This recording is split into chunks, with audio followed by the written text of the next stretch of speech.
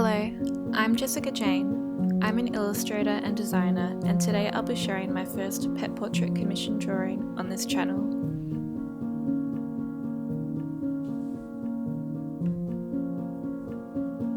Over the years, I've been lucky enough to be commissioned for many pet portraits, and I have recorded the process of creating my favourite ones.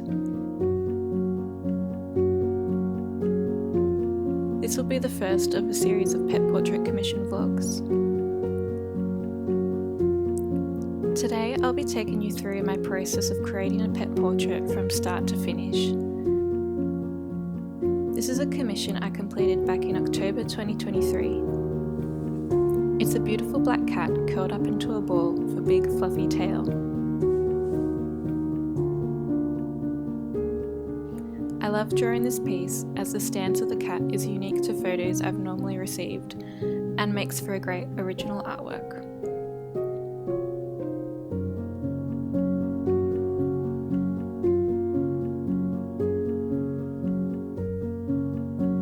So to start, I'm given a photo of the animal to draw, plus a few reference photos to capture its likeness. I will then bring the image into Photoshop and resize to suit the paper size the buyer has selected. I print a black and white copy of this out and trace a pencil outline of the cat using a lightbox. Once my pencil outline is done, I then retrace the outline with an ink fine liner. I do this very delicately with a fine 005 pen. This outline is not intended to be noticeable in the end product. It's just for me to reference where everything should be accurately.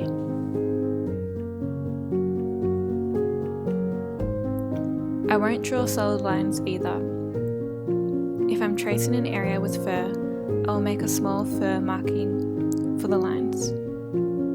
And around the features of the eyes, nose and claws, I'll either use small broken lines or stippling dots as lines.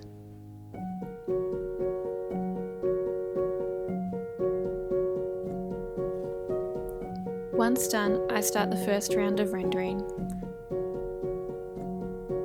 I don't have any specific rules or step-by-step points for this. I sometimes just draw where feels right at the time.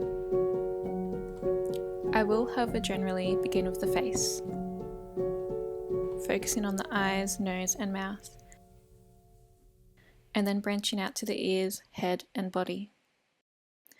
I begin with the face because it's the most important feature and where we want the viewer to first look.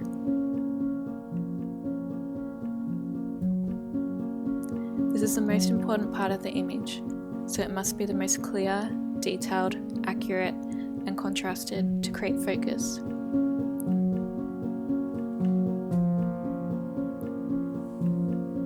I'll begin the first render with my 005 pen, doing a pass over the whole drawing. I will then repeat this process using a thicker pen with each pass. Next is the 01 and then 03. The second and third pass use a thicker pen on any areas that don't appear finished enough.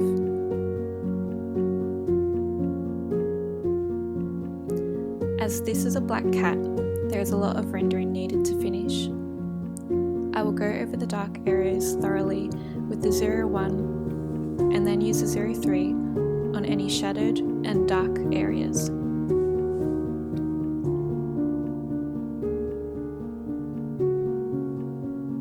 Areas I come back to making darker outlines are generally the pupil in the eyes, the outline of the eyes, the nose, mouth, inside of ears, and the outline of the overall animal.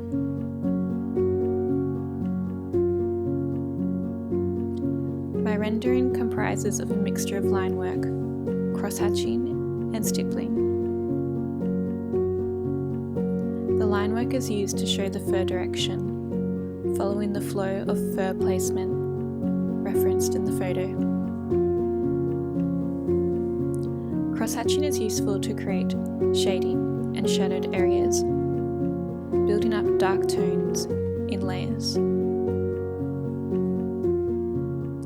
and stippling is nice in small detailed areas like the eyes and nose, filling out a different textured surface.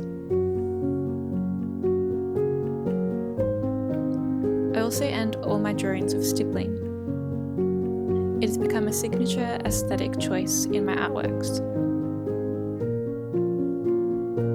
I will go over the whole artwork with a random point of stippling across the subject and background.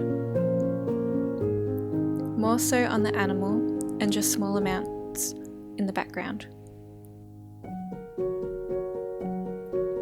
I think this adds to the piece, as all my pet portraits have a blank background, so this helps give something to the negative space. I also think it gives a hint of whimsical and magical look, which I like.